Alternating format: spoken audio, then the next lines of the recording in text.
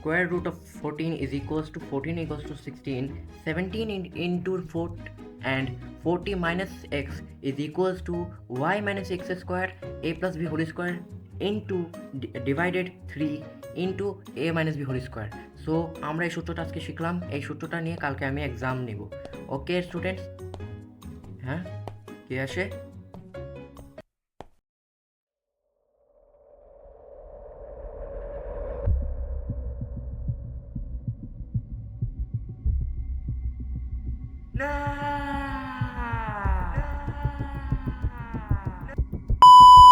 Alright, তো আমি আমার সারা জীবনে একটা জিনিসকে অনেক হেট করি এবং আমি আজীবন হেট করতে থাকবো, সেটা হচ্ছে এক্সাম। ইয়েস, আমি এই জিনিসটা অনেক বেশি হেট করি এবং তোমরা জানো না আমি কত বেশি হেট করি এটাকে।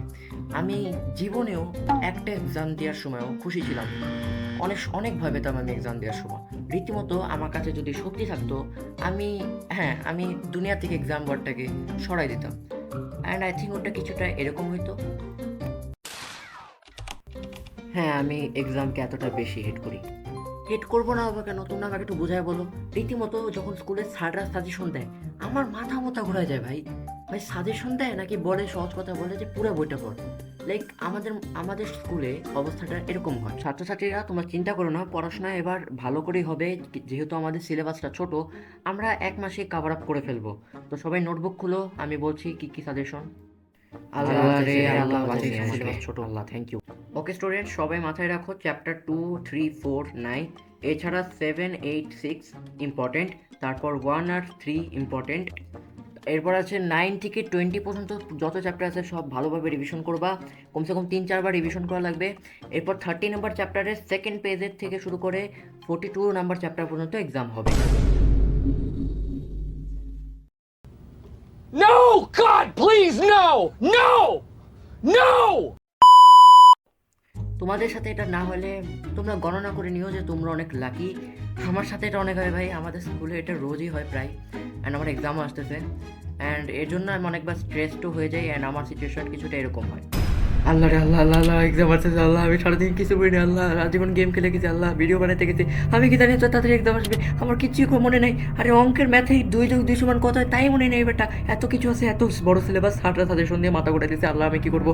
আল্লাহ রে আল্লাহ, আমি ফেল করলে আমার রিক্সা চালানো লাগবে, আমি আর কিছু করতে পারবো না, আমার আর্মি অফিসারও হবে না, আমি চাকরিও করতে পারবো না, আমি ভিডিও বানাতে পারবো না, তারপরে কি হবে? মানুষজন আমার উপরে হাসবে, আমার আম্মা উপরে হাসবে, এই আল্লাহ আমার বাঁচানো আল্লাহ, আমার উঠায় না আল্লাহ, আমাকে বাঁচানো আল্লাহ, আল্লাহ বেদ বেদ আল্লাহ। তো আমার সাথে কিছুটা এরকম হতো। আর আরেকটা কারণ হচ্ছে কি, আমার রোল 1। হ্যাঁ ভাই, তোমার ভাই পড়াশোনা করে, তো আমার role 1।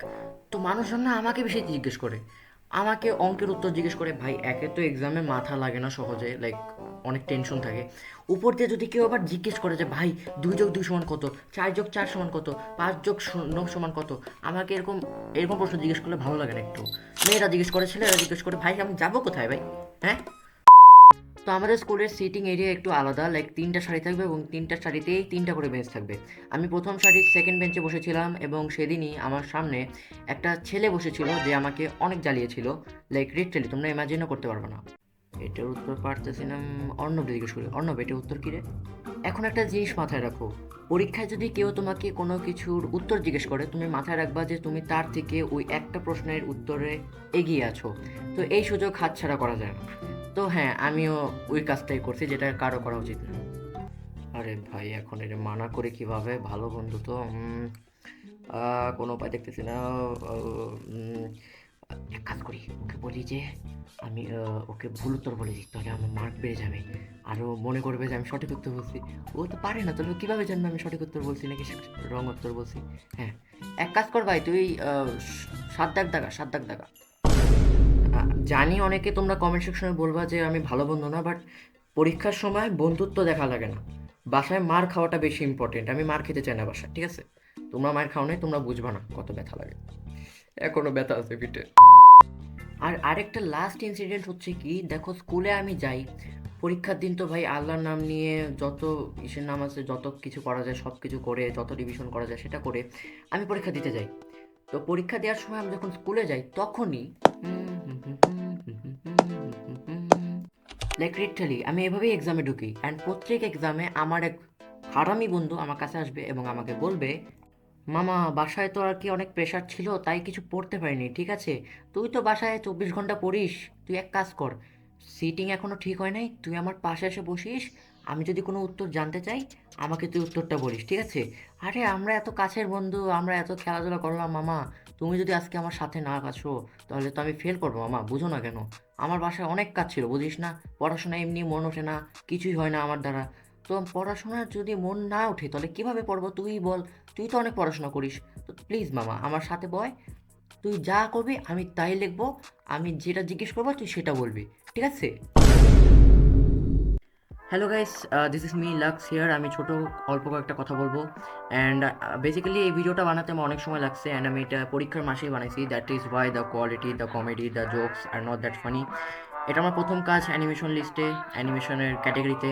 So yeah, I will try to improve my self next time. So yeah, by.